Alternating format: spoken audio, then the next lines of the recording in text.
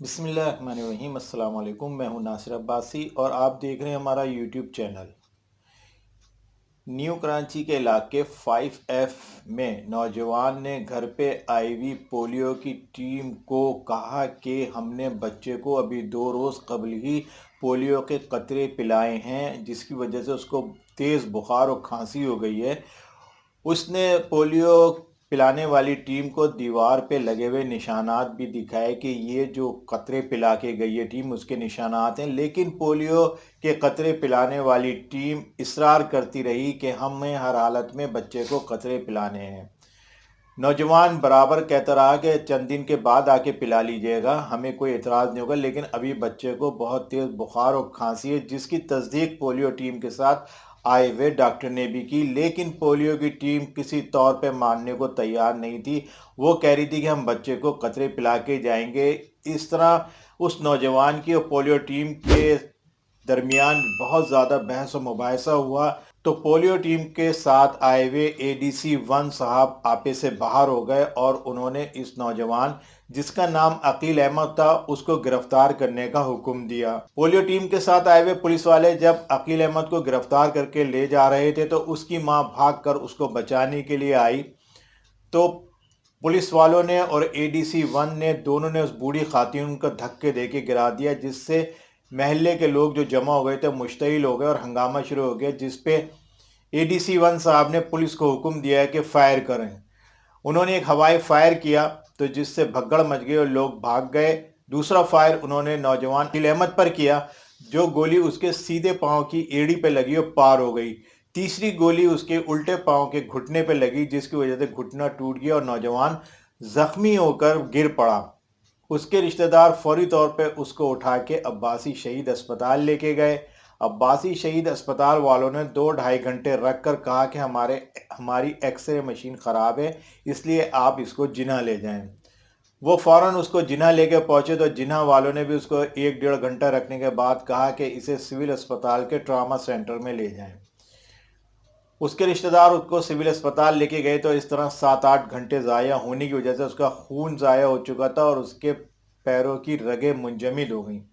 Civil اسپتال کے ڈاکٹروں نے اس کا پیر بچانے کی بہت کوشش کی کہ کسی طرح اس کی ٹانگ کٹنے سے بچ جائے، لیکن پھر ہوا یہ کہ لوگوں کو معذور ہونے سے بچانے والی ٹیم کے تشدد اور فائرنگ کی وجہ سے ایک چلتا پھرتا نوجوان معذور ہو گیا اور اس کا گھٹنے سے پیر کاٹ دیا گیا۔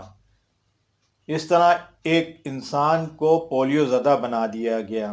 اب پولیس والے اس نوجوان اور اس کے گھر والوں کو دھمکیاں دے رہے ہیں آ کر کہ آپ راضی نامہ کر لو ورنہ ابھی آپ کے اور بہت سے بھائی باقی ہیں۔ FIR کٹانے کے لیے گئے تو تھانے نے منع کر دیا کہ ہم FIR نہیں کاٹیں گے، راضی نامہ کرو۔ انہوں نے TCS کے ذریعے SSP سینٹرل کو درخواست دے دی، جو واپس آ گئی۔ یعنی کسی طرف سے اس غریب کی سنوائی نہیں ہو رہی اور وہ ایک ٹانگ سے معذور ہو کے گھر میں پڑا ہوا ہے۔ 1 ماہ بعد اس کی شادی ہونے والی تھی، یعنی کہ اس جنوری میں، اور اب بیچارہ معذور ہو گیا ہے۔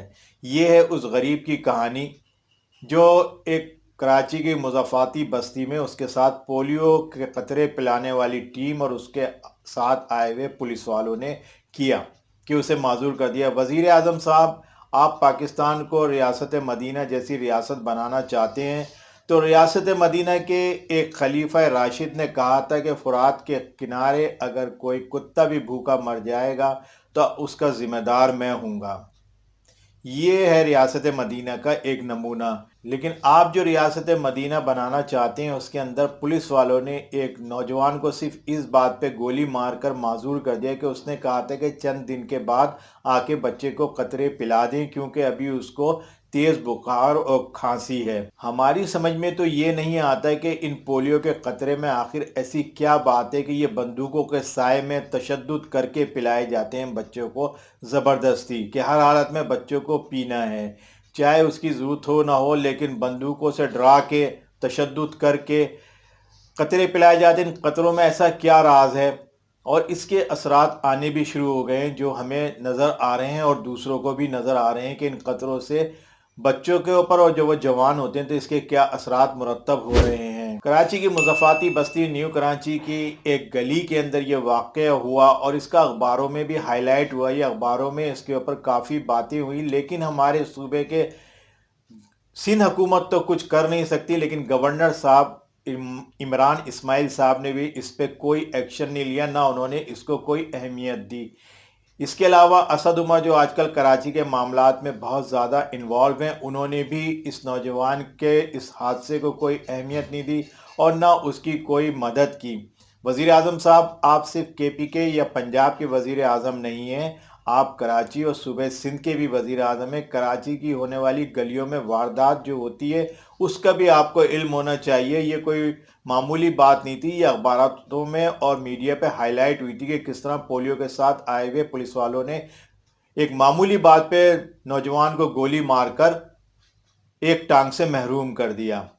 ہونا تو یہ چاہیے تھا کہ اس ٹیم کے خلاف ایکشن لیا جاتا، اس پولیس والے کو گرفتار کیا جاتا ہے کہ اس نے کیوں یہ حرکت کی، لیکن ایسا نہیں ہوا، بلکہ پولیس بھی اپنے پیٹی بند بھائی کو بچانے کے لیے سرگرم عمل ہے اور ان کو دھمکیاں دی جا رہی ہیں. وزیر اعظم صاحب، اس پہ کوئی ایکشن لیجئے، نوجوان کی مدد کیجئے. اس کے بوڑھے ماں باپ جن کا یہ سہارا تھا رو رو کے پریشان ہے، اس کو یا تو نقلی ٹانگ لگوا کے دیجئے یا اس کو کوئی نوکری دیجئے تاکہ وہ اپنی بقیہ زندگی آرام سے گزار سکے، ورنہ معذوری کی زندگی آپ سوچ لیں گے کس طرح کی ہوتی ہے.